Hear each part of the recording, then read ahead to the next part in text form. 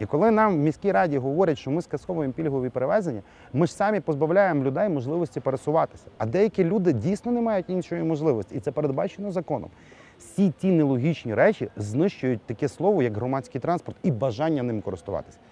Не говорячи про основні речі – якість, графік, безпека.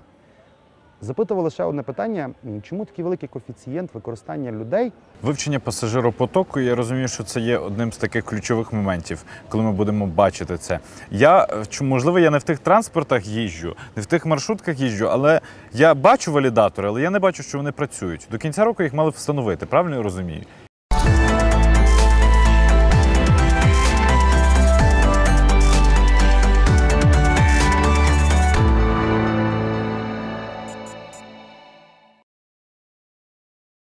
Це проект «Живий Львів». Наша локація, твоє місто, наші розмови про твоє сьогодення. Відкрита студія і, що важливо, відверті та чесні думки та поради фахівців. Вітаю, сьогодні у нас гостяк Ігор Зінкевич, депутат Львівської міської ради та засновник ГО «Варта-1». Одразу реклама. «Варта-1» змінила свою нову сторінку, оскільки стару забанили. Четвертий раз. Четвертий раз. Поговоримо про дослідження, які нещодавно були, про те, хто яким транспортом користується. І вже ми, скажімо, анонсуємо, що Львів в вересні зупиниться. Ну, на жаль, враховуючи те, що в нас дуже багато підрядних компаній, які виконують ремонти, не доотримали кошти по плану, фактично ми зустрінемося з тим, що сам підрядник не заперечує, що він не виводить людей більше чи менше, лише тільки через то він каже «оплатіть». А рахуючи ситуацію, яка є в міській раді, і розуміючи, які перед нами стоять виклики і підготовчі речі, це було не обґрунтовано, не сплановано, це було популізмом, який фактично використали як і мерія, так і депутати, тому що кожен хотів в своєму десь мікрорайоні, обіцявши людям на вибори, виконати той чи інший процес і сказати «от воно буде». Воно ось буде, але ось питання коли. Стратегії як такої у міста до розвитку в плані стабільного розвитку, не хаотичного, немає. Немає ні в будівництві, немає ні в паркуванні, немає ні в громадському транспорті, немає в побудові нових доріг, там в принципі все десь затихло. Є певні переробки, зміни, реконструкції певних вулиць, але при тому всьому, як якогось стратегічного плану, який би мав бути, його не існує. У нас дійсно, якщо говорити про громадський транспорт, є план сталої мобільності. Дуже гарно звучить слово «план». План – це коли, так же само, як і зміст. Пункт за пунктом описано, що би ми мали зробити. Але немає концепції. Концепція загалом – це є така річ, яка фактично дає певні терміни, певне розуміння фінансових потоків і можливості того чи іншого міста на певний період. Переважно це будується від 5 до 10 років. Не на рік, не на 2, а на 5-10 років. Коли стратегічно ти розміщаєш всі свої пріоритети в тих же самих ремонтах, стратегії паркування, в стратегії громадського транспорту на певний період. Щодо тих даних, які ми фактично отримали щодо сталої мобільності у місті Львові, декого здивували такі прості банальні речі, як збільшення приватного транспорту. Це в потоках. Так. Якщо говорити по статистиці, на жаль, вони навіть її не ввели. Це кількість придбаних автомобілів і кількість автомобілів, які в'їжджають в місто щодень, зранку, вечором. Ті речі дійсно дають розуміння всієї ситуації, яка складається в місті під час часу пік, так називаємо, коли нагрузка на місто максимальна. Так, в нас є певні приємливі речі, це стабілізація пікових навантажень. Вони трошки розтягнулися, вони стали адаптивніші. І це позитивно, але це відбулося сугубо не від міста. Це дійсно не була якась стратегія. Це самі люди, розуміючи, кому і коли на роботу треба, посували свої графіки з керівництвом для того, щоб стабілізувати ту ситуацію, як є. Як би це смішно не було, але ми швидше, як люди, адаптувалися до тих реалій, ніж місто би мало дати хоча б якийсь план, який би гарантував певні зміни. У нас, на жаль, це також не відбулося. Зараз в нас іде, якщо знову ж таки вертаємося до транспорту, бажання депутатів, це зараз приємно, та каденція дійсно десь підтримала мене в розмові про те, що нам потрібно відмежувати інфраструктуру і транспорт. І буде створений цілий департамент. Знову ж таки, на жаль, оце вже 10-й місяць ми боремося з тим, щоб цей департамент був. Остання сесія нам дала позитивність. До речі, до департаменту транспорту жодних зауважень не було. Там більше були до секретаріату, більше до повноважень, виконкому в тому числі. А от до транспорту, бо ми, як комісія, мали певні напрацювання, і ми з самого старту, коли ми запропонували створення департаменту і нас мерії підтримали, в принципі, готові мали документацію до повноважень комісії, до стратегії розвитку департаменту, до її положення і тих напрямків, які б вона мала займатися, для того, щоб слово «транспортна комісія», слово «мобільність» вже би мало якийсь функціонал. На даному етапі в нас є управління транспорту, яке фактично нам не то, що не підпорядковується. Воно дійсно є комунальне, воно дійсно створене мерією. Під тим управлінням транспорту є певні комунальні підприємства, які забезпечують транспорт громадським транспортом містян. Але при тому всьому воно не балансує загальне положення, воно не балансує ситуацію з тими ж самими автодорогами, плану стратегії, як ми будемо ремонтувати чи як ми будемо розвивати. У нас немає стратегії до розвитку, наприклад, того ж самого. Ми вже не місто Львів. Ми мусимо розуміти, що ми Львівське об'єднання територіальної громади. Ми відповідаємо за людей, які доїжджають щоденно. Які альтернативи їм даємо? Та, в принципі, жодних. Які ми збазували наші основні стратегічні точки? Та, в принципі, жодних. І ми питаємося, чому збільшився кількість транспорту? Та бо люди не розуміють. Коли управління транспортом мені доповідає постфакту, що комунальне підприємство АТП номер 1 запропонували зміни до того чи іншого маршруту, чи АТП, комунальне підприємство АТП номер 1 каже, що воно скасовує маршрут на період, наприклад, того ж самого коронавірусу, то люди, які прожили математичні ті дані, прорахунки, як балансується пасажиропотік, хоча б по тих старих стандартах, скажуть, це неправильно. Тому що ти одним прекрасним днем позбавляєш можливості людині добиратися на роботу. Вона, подивившись на ситуацію, розуміючи, що вона не має альтернативи, буде шукати альтернативу в купівлі свого власного приватного транспорту. Всі маршрути – це є напрацювання, які би мали працювати, і виключення, знімання з маршруту, добивання з маршруту має повністю мати обґрунтування. Величезне обґрунтування розписане, чому має зменшитися кількість транспорту, чому його зараз припиняють запускати, а через 2 тижні знову відновлять. І ці всі маленькі речі, які не підконтрольні депутатам, але фактично вони є в логіці, вони розписані в дуже розумних книжках. Вони якраз дають побудову іменно пасажиропотоку. Вони дають можливість розбалансування, в тому числі стабілізування потоків, які би мали користуватися люди. Коли ми це не даємо містянам, тобто ж я, як містянин, живучи в місті Львові, розуміючи, що я маю йти на роботу, і не дуже хочу утримувати певну догану від керівництва, хоч, чесно кажучи, я дуже дякую всім підприємствам міста Львова.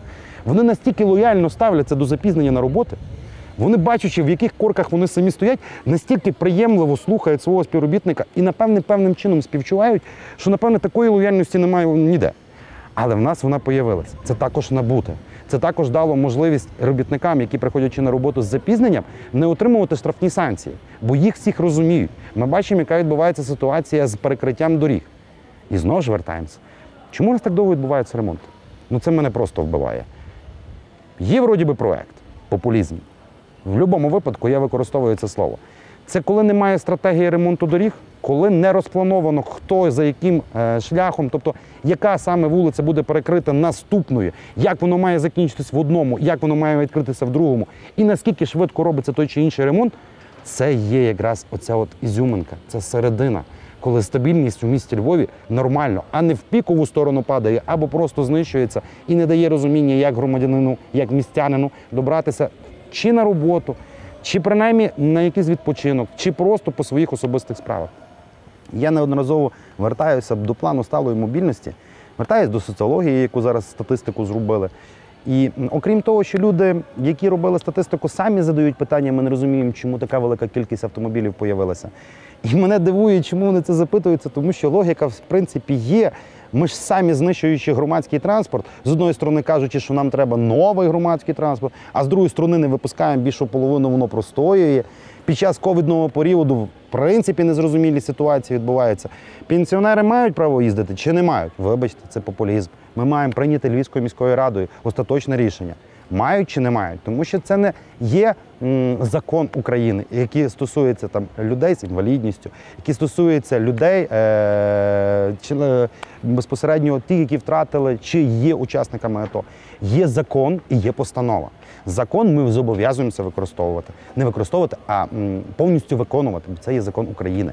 І коли нам в міській раді говорять, що ми скасовуємо пільгові перевезення, ми ж самі позбавляємо людей можливості пересуватися. А деякі люди дійсно не мають іншої можливості. І це передбачено законом. Всі ті нелогічні речі знищують таке слово, як громадський транспорт і бажання ним користуватися. Не говорячи про основні речі – якість, графік, безпека.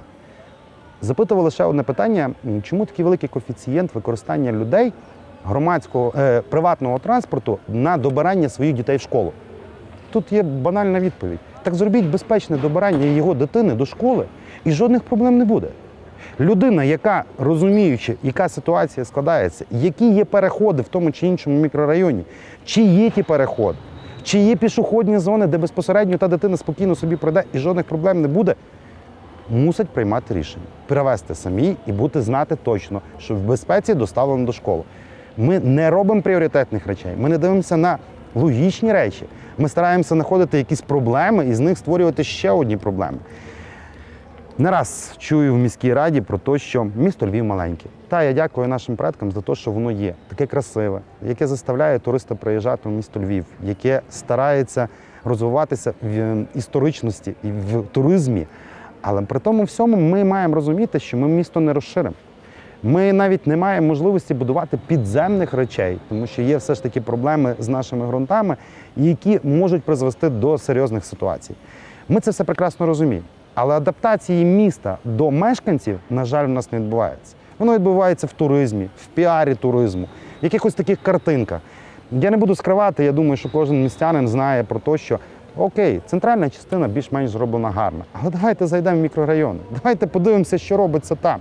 Ну хіба це гарно, хіба це Львів, хіба це для людей зроблено, які тут проживають, які наповнюють цей бюджет, щоб воно було красиво.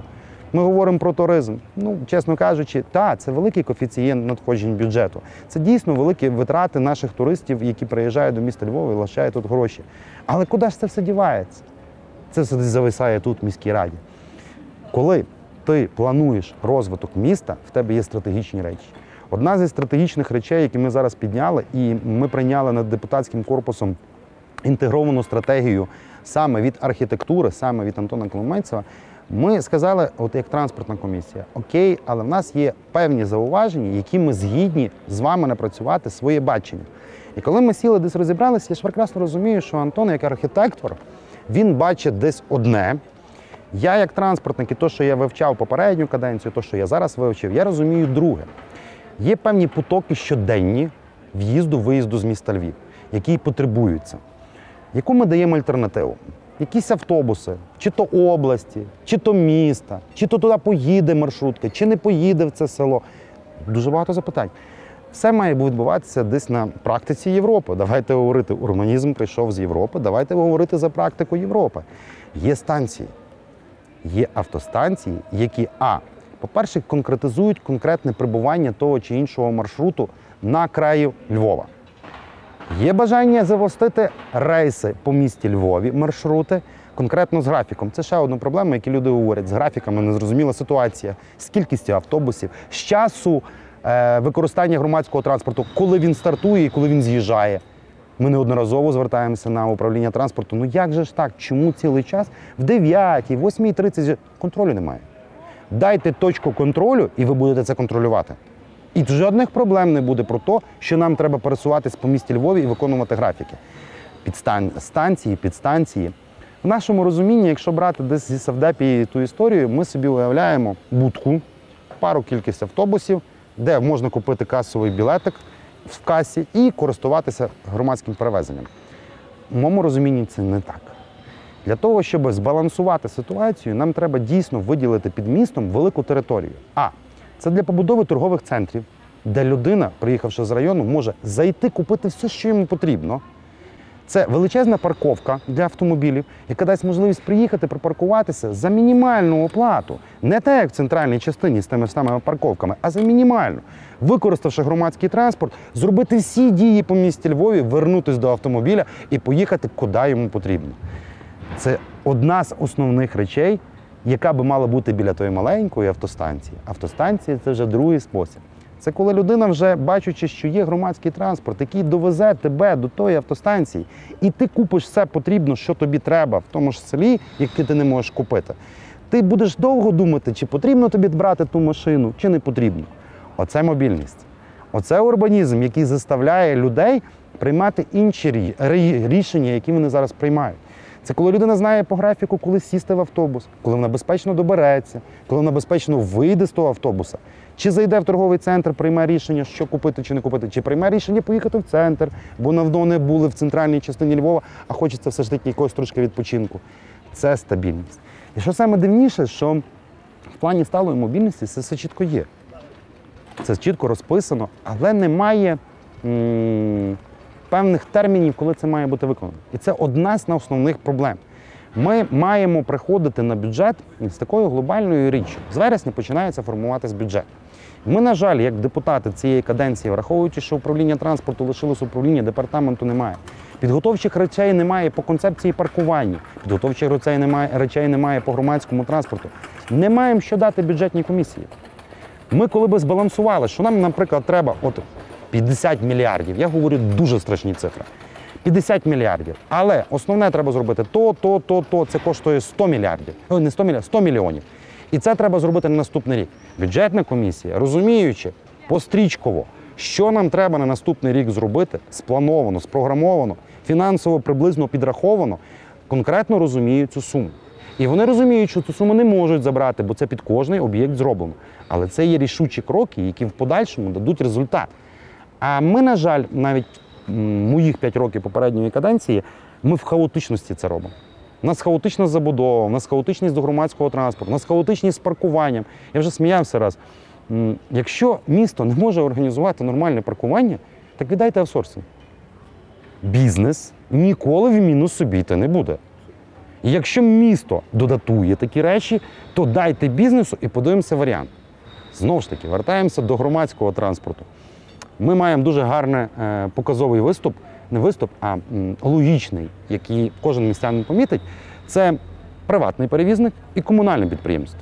Дотації на комунальне підприємство з бюджету, ті мільярди, бо інакше це не скажеш.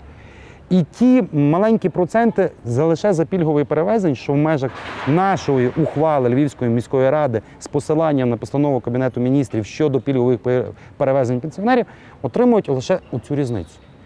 І ми раді цікавості. Дивимося. Ми комунальне підприємство додатуємо на купівлю нових автобусів, ми додатуємо на зарплату, ми додатуємо на бензин, ми цілий час додатуємо. І приватний перевізник. Так, він не міняє своїх автобусів, але він виживає. Якось дивно відбувається підміна поняття. Тобто, це гарний приклад того, як бізнес, який має голову і знає, як в тих навіть реаліях вижити, і комунальне підприємство, яке просто заганяються кошти.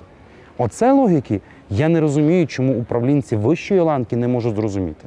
Чому ті керівники сидять, отримують по 1,5 мільйона гривень зарплати за рік і не можуть організувати роботу. А це стосується і транспорту, і комунальних підприємств, які зв'язані, водоканал, інженерія, адміністрації. Це просто величезний вал коштів, які щороку викидаються, а результату ми бачимо якісь точкові зміни. Вивчення пасажиропотоку, я розумію, що це є одним з таких ключових моментів, коли ми будемо бачити це. Можливо, я не в тих транспортах їжджу, не в тих маршрутках їжджу, але я бачу валідатори, але я не бачу, що вони працюють. До кінця року їх мали встановити, правильно я розумію? Я розкажу вам за електронний квиток в тих межах, яких я розібрався. У нас є дві такі категорії роботи про електронному квитку. Якщо взяти договір, цю інформацію, яка є розповсюджена ЗМІ з ЄБРом безпосередньо впровадження електронного квитка, то є два завдання. Перше завдання – це технічне. Встановлення валідаторів, запуск їх системи роботи. В принципі, та ж сама хмара, наповнення бази даних, хто має пільги, хто не має пільги. Це все зараз виконується. Не виконується друга річ – економіка. На даному етапі я вже близько 2 місяців і останній раз вже на колегії безпосередньо спілкувався з Андрієм Івановичем і нагадав, що обіцянка технічного відділу комунального підприємства «Львівавтодор», а саме електронного квитка пана Романа, буде виконана. І як він сказав, 13 січня буде все стояти і все буде працювати. Але тут є друга ланка – це економіка. Ми ж прекрасно знаємо, що це має бути додатовано. Ми чітко можемо почитати документацію, і мені навіть дивно чути керівника Львівавтодору, який каже, ми ще не набрали контролерів, 120 чоловік. Я кажу, чому 120 чоловік? Ну, в нас 120 агрегатів провірки без білетників чи білетників. Я кажу, добре, а як ви хочете сказати? В нас транспорт виїжджає в 7-й, мав би назад в'їжджати в 10-й, це більше 8 годин. Тобто ж нам треба 2 людини. Добренько. А що люди будуть працювати щоденно, з понеділка по неділю, кожен день, вже не говорячи про те, що це більше 8 годин? Задумалася, я кажу, так я ж про що й кажу. Не 120, а 300. Це 300, тому що люди ходять на лікарняни, тому що люди хворіють. Яких 120 ми маємо наняти? Навіть в тому банальному ми маємо розуміти кількість виплати з 300 чоловікам заробітної платні. Вроді би мінімально, але це все наростає. Це певні витрати, які з бюджету підуть для того, щоб це працювало. Для чого потрібен нам пасажиропотік? Повірте, вже не потрібно.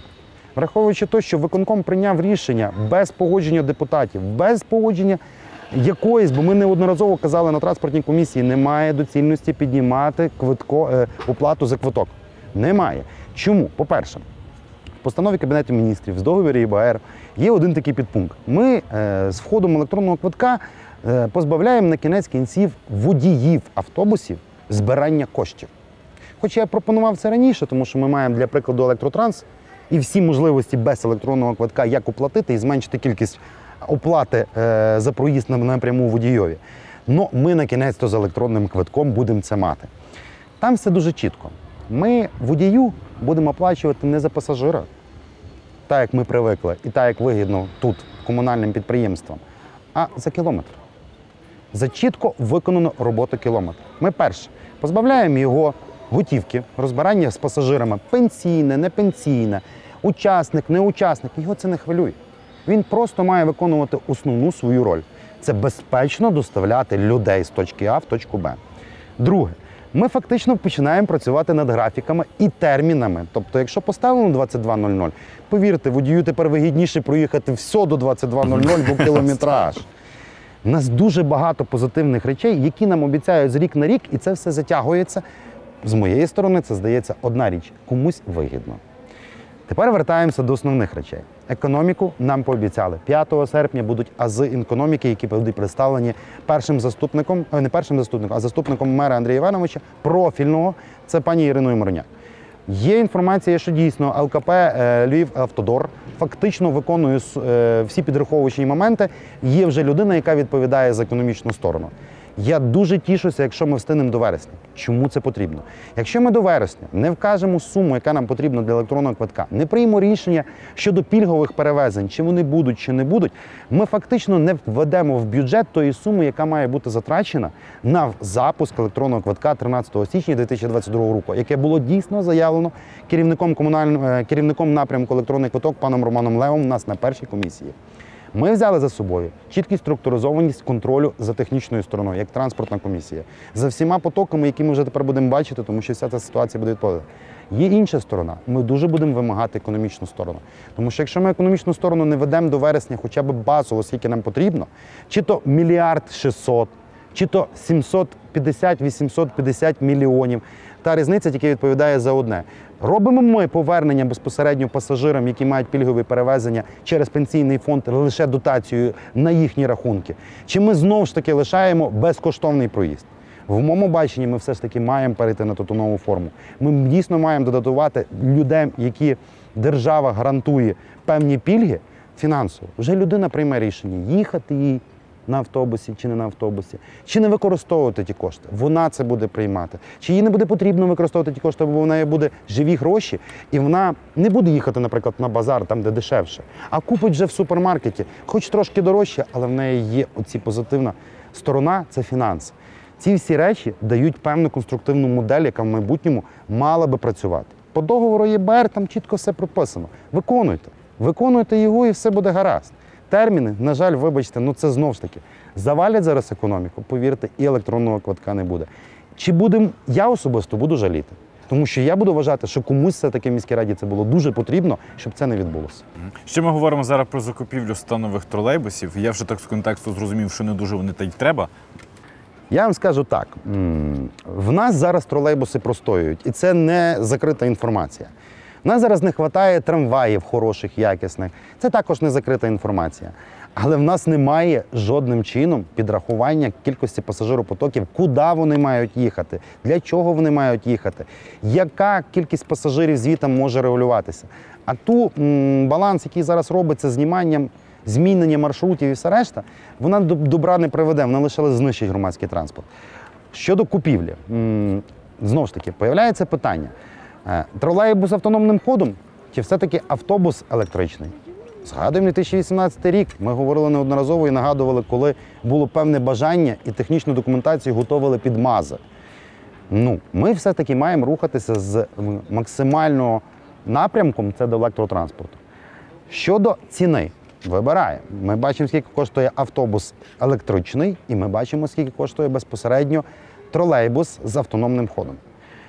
І тут знову питання, а чи готові ми до тролейбуса з автономним ходом? Чи є в нас база, яка зможе це робити?